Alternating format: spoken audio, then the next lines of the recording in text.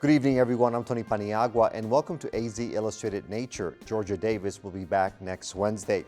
Tonight, we'll take a look at solar energy in our region, what is happening in the city of Tucson, Pima County, and elsewhere. Also, learn some amazing information about colorful hummingbirds and see why scientists are paying closer attention to these little birds.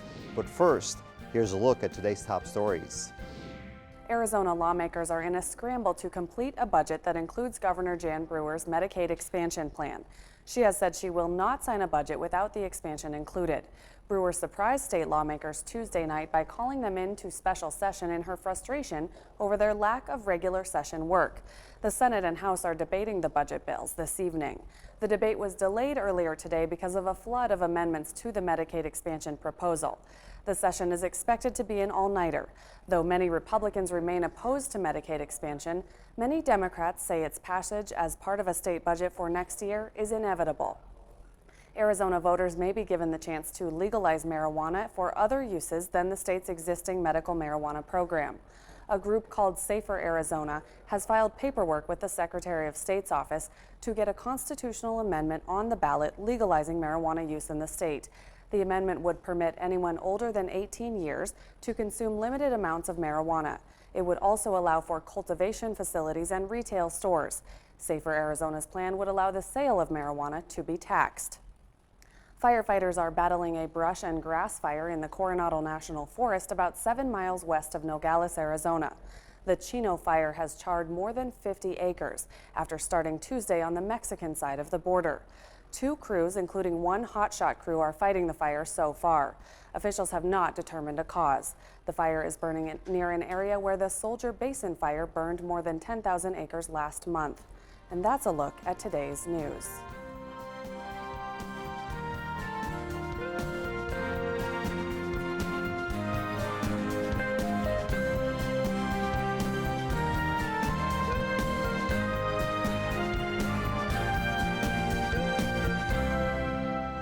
If you drive in Tucson and other cities in our state, you have probably noticed a number of parking lots where you can also seek some protection from the sun thanks to solar installation projects. These collections of solar panels are providing welcome shade for cars underneath them while collecting valuable energy on top. The solar projects are particularly practical in larger outdoor spaces, including parking lots near houses of worship. Tonight, we show you 3 examples in Tucson.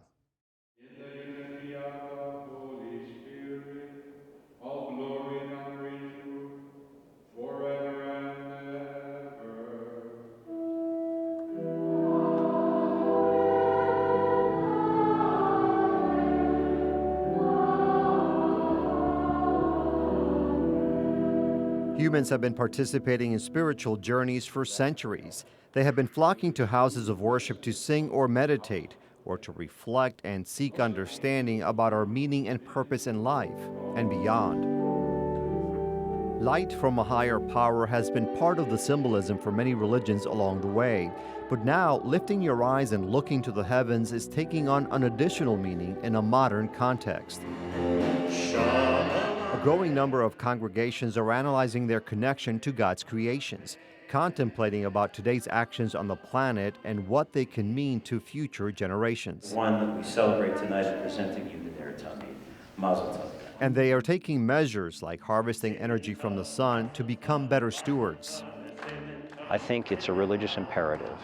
And the idea that we can do this pretty easily, that it becomes financially viable even for, congregations of modest means, which I think every congregation is, allows us to make it possible for us to do the right thing morally, in terms of taking care of God's world, and also to do something practical.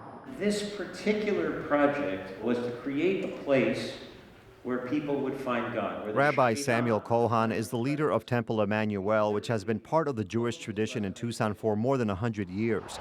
The temple is located on Country Club near Broadway, and if you drive in this area, you'll see a large solar project in the parking lot. Kohan says it's good for the environment, but it also benefits the soul and the mind.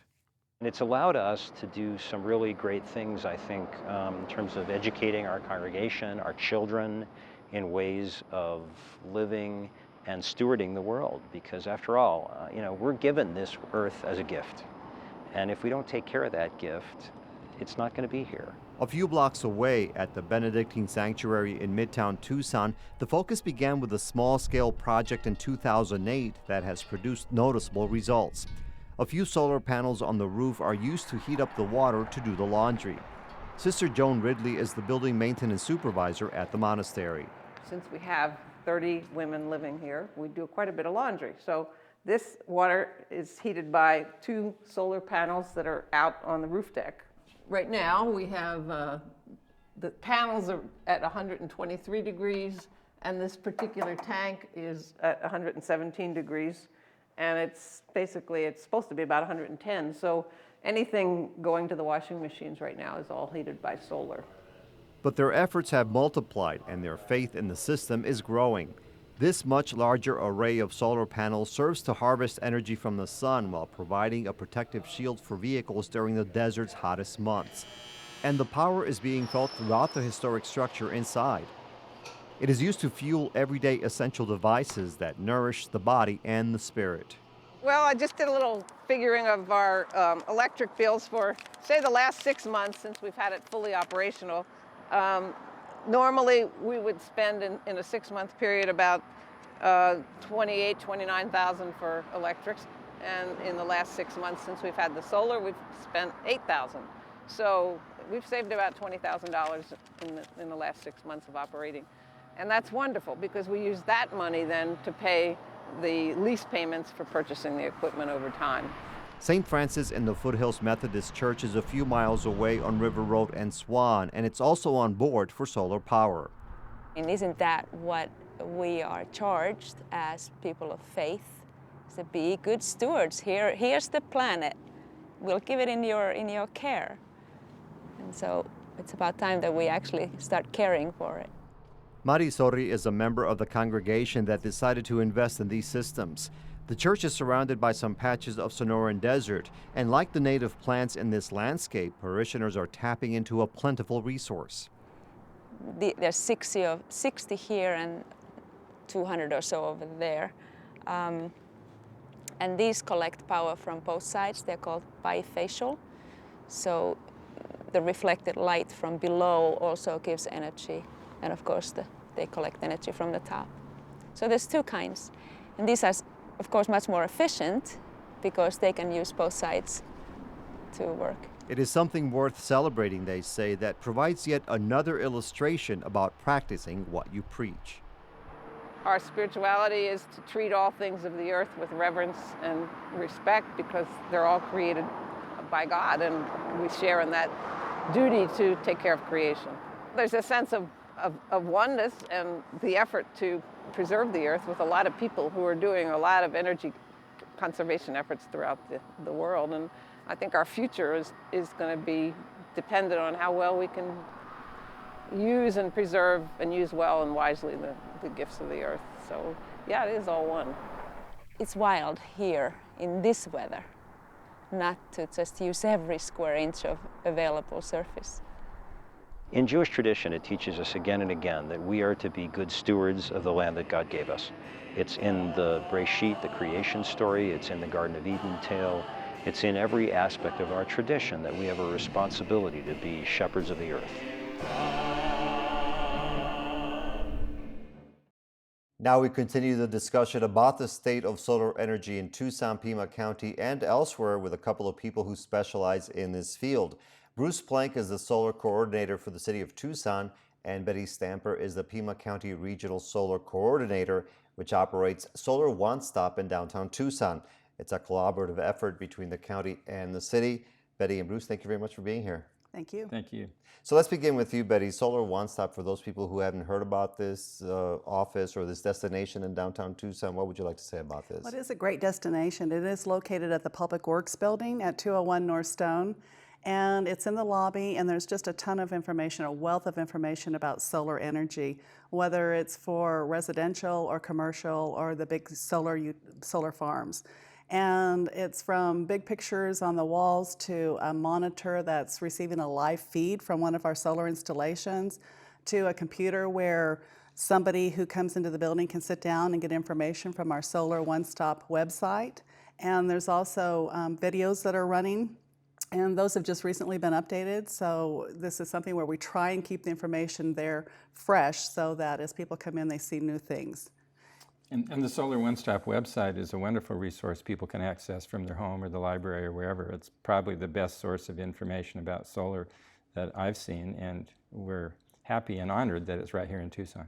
SolarOneStopAZ.org. Okay, and that's the website for That's people the who want more website, yes. information. And Bruce, it's funny because just prior to this interview, we did a story about the houses of worship that have these solar installations. And we had talked about if you drive around Tucson, you may see some of these places. And here you are, you were telling me, working on a map for tourists and other people? Right. Actually, on the Solar One Stop website, we have a number of different maps, one of which is basically a tourist map. It's what we call a driving map of selected solar installations around Tucson, and we're just updating it right now. It should be ready within a week. And actually, there are about 10 new churches on there since the last time we did the update, as well as everything from mobile home park communities to other businesses that have solar. So that map will be available in hard copy at the Visitor Bureau as well as on the website. But it's great for tourists or for locals that just want to drive around and see what's happening in the world of solar. The biggest thing since the last time we did the map is the number of solar parking structures, solar carports. That's been the biggest change in the last few years. And do you find, Betty, that there is enough interest that people actually just want to go look at them, as, for example, like visiting gardens or visiting historic churches or something like that? There really is. People who are interested in renewable energy want to actually see the installations up front, and so yeah, there definitely is a lot of interest. All right, and Bruce, what has happened with incentives? And when we visited those churches, they had taken advantage of some incentives. Are they still around? Has it gone away? What's going on? Well, basically, Tony, incentives come in a couple of different forms. The tax incentives from the state and federal government are still in place, which is great, except if you're a church or a government, you don't pay taxes, so you can't take advantage of those. The main incentives that the churches were able to use were the utility incentives, and unfortunately, from my perspective, the Arizona Corporation Commission, which regulates all of the utilities like Tucson Electric Power, last year determined that there should be no more incentives for commercial installations and cut quite drastically the incentives for residential solar installations. So right now, and for the rest of 2013, we don't know about 2014 yet, of course, but for the rest of this year, there won't be any incentives for any commercial solar coming from TEP or from the other Arizona utilities, and I think that does make it harder for churches and other nonprofits to make these projects pencil out. Do you notice then, Bruce, that immediately if you don't have incentives, people don't have the interest, or because just maybe not have the money? Well, I think what it gets down to is there are some projects that still pencil out and will still work, but there are other projects that cost more for some reason or other where not having the incentive makes it not a feasible project. So I think we've seen those sort of borderline projects drop out. We're still seeing projects going up on commercial sites without the incentives, but not as many. And Betty, we were speaking ahead of this interview about a couple of other options, purchasing versus leasing. How does that come into the picture? If you were to look at the solar industry a couple of years ago, the percentage of people doing solar installations were primarily people who are purchasing the systems outright. You could probably say 90% plus. And now, when you look in the last year or so, that has completely flip-flopped, turned around. And so the people who are doing these solar installations are primarily getting it through lease options. And how does that work? Do you contact an installer and then they come in on your property? Any idea how the process works? We recommend always that people get at least 3 bids from installers, and as they talk to the installers will be able to give them information about the lease options. And most installers will tell people you could purchase for this much, or you could have a 0 down payment lease for this much, or you could have a fully prepaid lease for this much. So there are 3 or 4 different options, both lease and purchase. And in the commercial world, in the Tucson area, generally speaking, commercial operations that don't want to purchase solar will do what are called PPAs, power purchase agreements, where they're actually buying the power and they're arranging a per kilowatt price on a long-term contract. So it's the same idea. A third party owns this system, much like a lease on a home, but they're buying the power by the kilowatt hour rather than paying a monthly lease payment. Is it? Go ahead, I'm sorry. So even though the incentives have drastically been cut down, The fact that the cost of solar has also come down substantially, drastically, and that with the lease option, it still makes it a viable option for people.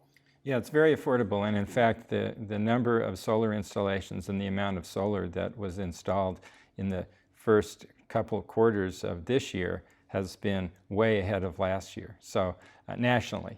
And I think in Arizona it may be even, or it might have slowed down a bit because of the slowdown in the commercial arena, but nationally solar installations are way up, and that's because of the rapidly decreasing cost, as Betty mentioned, particularly of the equipment.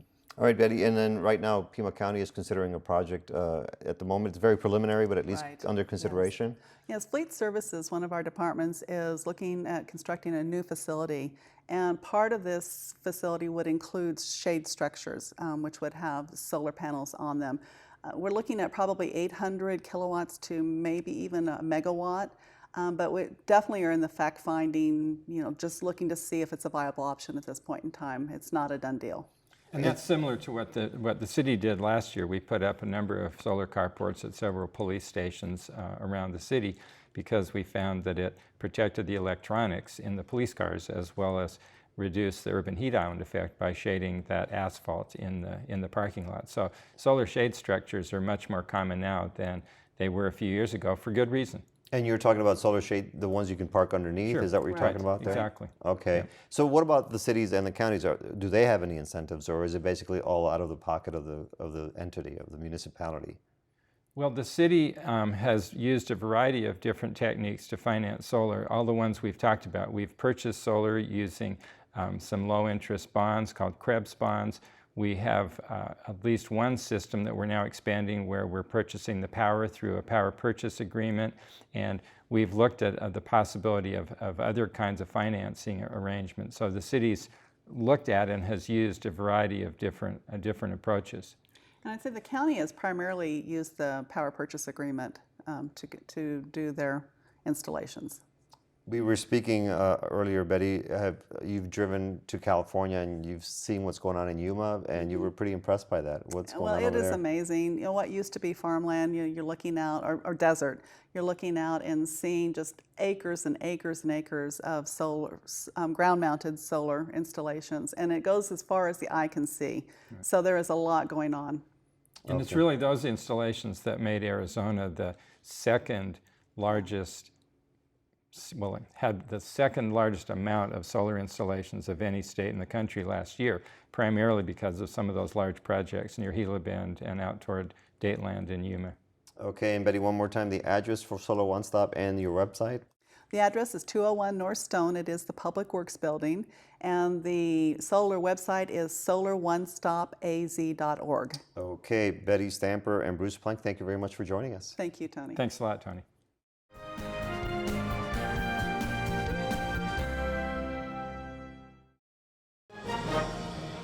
The head of the National Security Agency faced close questioning in the Senate today over expansive top-secret surveillance programs. The NSA director defended the agency's actions as necessary to keep the country safe.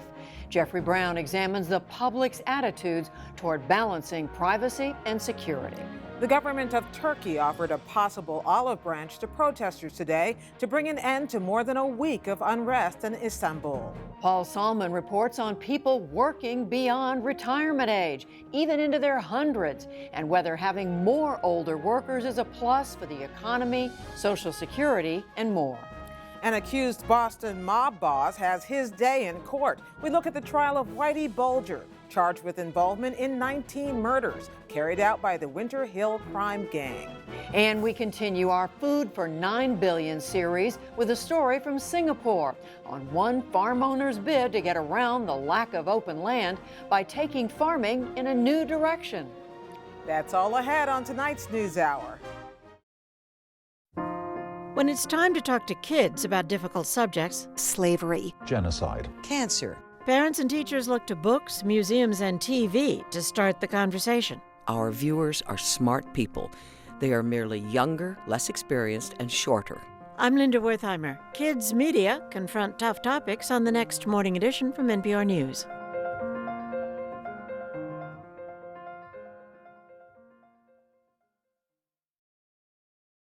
Earlier in the show, we took you to 3 houses of worship in Tucson which have installed solar projects on their properties. Now we'll visit our Mother of Sorrows Catholic Church, which is often seen as the Tucson pioneer that inspired others to follow suit. My name is Hank Krzysik. I'm an architect here in Tucson. I'm a parishioner here at our Mother of Sorrows. I also serve on the building committee and master plan committees, and then also our Care for Creation committee. We did a facilities evaluation in here, and one of the things that we wanted to look at is how to improve our efficiency in here and also bring down the cost of this. So we did a lot of things before we even looked into solar power, upgrading lighting, putting in new windows where we could, looking at the way we did functions so that to make it more efficient and offset some of our electrical usage.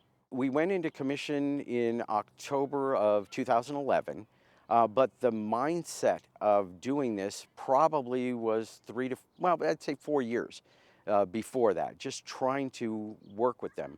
I had the opportunity to know Kevin Cook with Technicians for Sustainability, and we kind of challenged ourselves. You know, what can we do? How can we get these to nonprofits? Because one of the issues that we have with nonprofits is not being able to take advantage of the federal tax credit, which is 30%, and that's a substantial amount when you're looking at the purchase of these renewable energy systems. So with Kevin's assistance, we were able to partner and put together a plan that would bring renewable energy here. The total system that we have here is 111 kilowatt of service in here. What you're seeing out here on the covered parking structure is only about 2/3 of the system. There's another 1/3 of the system that's actually on top of the church that you don't see at all. So it's kind of neat. It's not an immediate windfall. Where this is going to be beneficial is over the 20-25 year life of this, because as utility rates increase, we're going to be locked in at the rates that we are having. We're going to be producing energy for the length of the system in here, 25 years, and that's where the benefits are going to come off to offset future rate increases. The reality that the systems really do work, that they are offsetting some of our electrical usage, and I think also the opportunity to show, you know, the kids. We're right here at a playground, and the kids are seeing that this is real technology, and this should be commonplace on any building, let alone on our house of worship.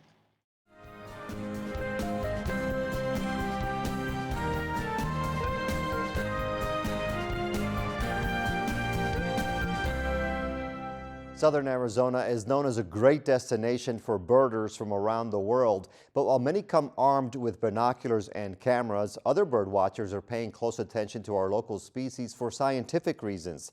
Gisela Telles and photojournalist Martin Rubio have that story. The hills over Sonoyta Creek seem timeless, a place untouched by change. But, like the rest of the world, they're at the mercy of a shifting climate. To understand and prepare for what's to come, scientists are literally going to the birds. Is to put the band number, the species, the age, and the sex, and Sonoyta Creek State Natural Area and the date on it. Okay?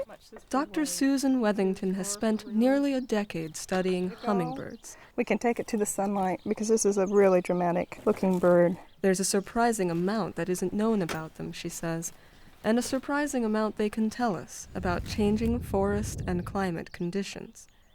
Wethington and her colleagues check in with migrating hummingbirds along their route from Mexico to Alaska to piece together the bigger picture.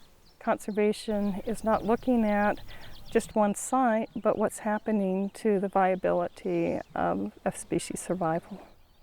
The goal is to have a network of sites that provide us the information that we need to identify the population trends of all western hummingbirds. Like little flying laboratories, hummingbirds collect data as they go. The data is in the details, whether they survive and return to the same place, whether they breed successfully, and even how much they weigh. It's amazing how a fat hummingbird can make a person happy, But what that means is that for these birds that are migrating and they overwinter in southwest Mexico, that they have the resources available to make the next jump and to get to their overwintering site. The stats tell researchers how hummingbird habitat is changing and how well hummingbirds are adapting to that change. Now, if the phenology, which is the timing of life history events, for example, when flowers bloom, is changing, will hummingbirds have the ability to adjust to this change in time and modify their movement and migration timings to correspond with when their nectar is available? If not, that's a huge potential for a lot of die-off. Blackjin? Yes. Hummingbird. And I guess that's all I need to report to you at this point. The Hummingbird Monitoring Network now spans 30 sites, from Mexico City to British Columbia. Tails fresh. And it wouldn't be possible, Wethington says, without volunteers. I don't know. I suppose I've handled close to 1,000 of them now over the years. Jim Lockwood has volunteered in the state park system for 9 years and has trapped hummingbirds for 4. He wakes up at 3 a.m. and travels 22 miles to play his part in hummingbird science. Well, they aren't really as fragile as they look, fortunately. Otherwise, we could never catch them. So we have to be aware, but you have to have very soft hands to do it. And I've been fortunate. I've been able to do it. Wethington's other partner in the project is the Arizona State Parks system, and that's where some of her challenges lie. Budget cuts that slashed 75% of state parks staff have put the project at a disadvantage. Robert Cassavant, manager of State Parks Science and Research Programs, explains. It's quite limited by the number of staff we have. We had 2 other sites that we were going to be doing this program, one at Boyce Thompson Arboretum and another one at Alamo Lake or Dead Horse. Both of those had to be abandoned because we don't have staff. We have no more staff to continue the research in those 2 locations except for just this. And this is in jeopardy too. Keep in mind we only have 3 state natural areas, one Verde River Greenbelt, this Sonora Creek State Natural Area, and the San Rafael. 2 of the 3 are closed at this time. So that's how dire the budget situation is for state parks. The length of the wing is 50 on it. For now, Wethington and her band of park staff and volunteers are doing what they can to keep the project alive. They will stay on until the days cool and the birds fly south. And they'll be waiting for them again next spring, hoping for the answers they need to keep hummingbirds and their habitat from vanishing. And away it goes. That's our show for tonight. To post a comment on any of these stories or to keep up with the latest news, you may go online to our website, azpm.org. I'm Tony Paniagua. Thanks for watching.